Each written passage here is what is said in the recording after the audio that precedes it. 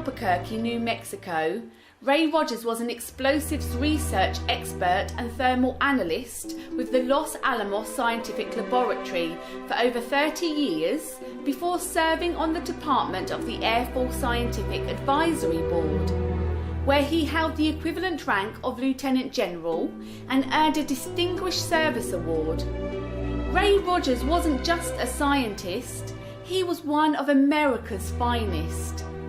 He was also part of the original Shroud of Turin research team in 1978. Ray Rogers readdressed the Shroud. He was ill and his time was coming to pass away, and he knew that he hadn't really completed what he had begun. And so Ray decided that he would revisit this issue of the Shroud. And one of the first things that prompted him to do so was a paper that was published in 2000 by Joe Marino and Sue Benford that claimed that the corner from which the radiocarbon sample had been taken was in fact a rewoven, patched, or repaired corner. Rogers saw their paper and called me up and said, look, I'm going to prove these people wrong and it's only going to take me 5 minutes. And I said, fine, Ray, you do what you have to do. I mean, he was a scientist and wasn't asking my permission anyway. Ray told me afterwards that he spent about 1 hour examining samples that he had from that very same corner where the carbon dating sample had been removed. And he said after 1 hour, he found that Benford and Marino were correct, that he was wrong, and there was evidence that this corner was anomalous. Now, remembering that Ray Rogers is a chemist, Ray took his sample and he performed a chemical analysis and a microscopic analysis. What the microscope revealed was a gummy substance on the surface of the fibers in this corner. When he did the chemical analysis of the gummy substance, he found that it was gum arabic, and when he looked inside the gum arabic under the microscope, he found little particles of a dye that came from the madder root plant.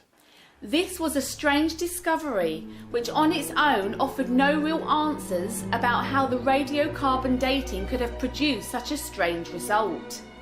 But there was more.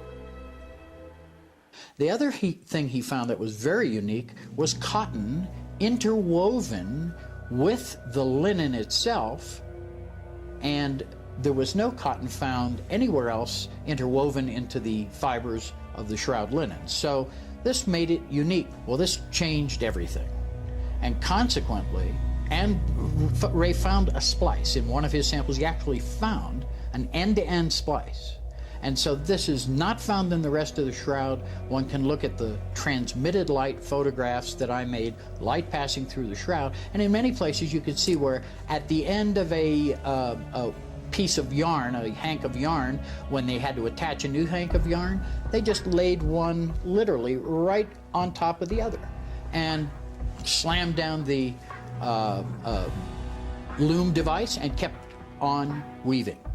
There were no splices found elsewhere in the Shroud, but there is a splice in this corner. Now, to be certain that he was correct, because Ray was a really empirical scientist, Ray Rogers obtained a reserve piece of the actual sample cut for radiocarbon dating back in 1988 from the Turin authorities.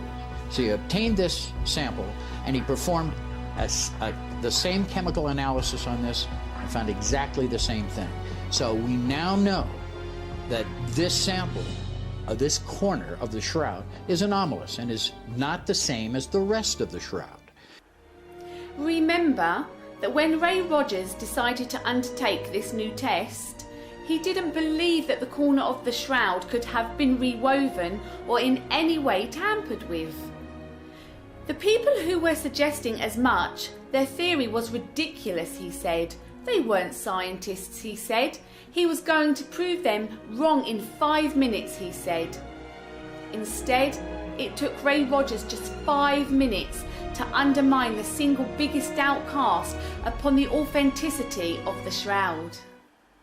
Now, this is extremely important, obviously, from a radiocarbon dating point of view, because if there's a rewoven section that was done somewhere in medieval times, well then, by all means, that would yield a different radiocarbon date than some of the Shroud that was not manipulated elsewhere on the cloth.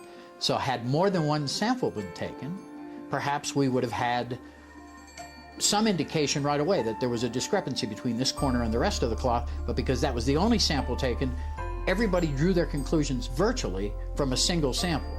And although 3 different labs tested it, they all tested the same sample, so it was really only one test done 3 times, not 3 different tests, because they all used the same AMS radiocarbon dating technique.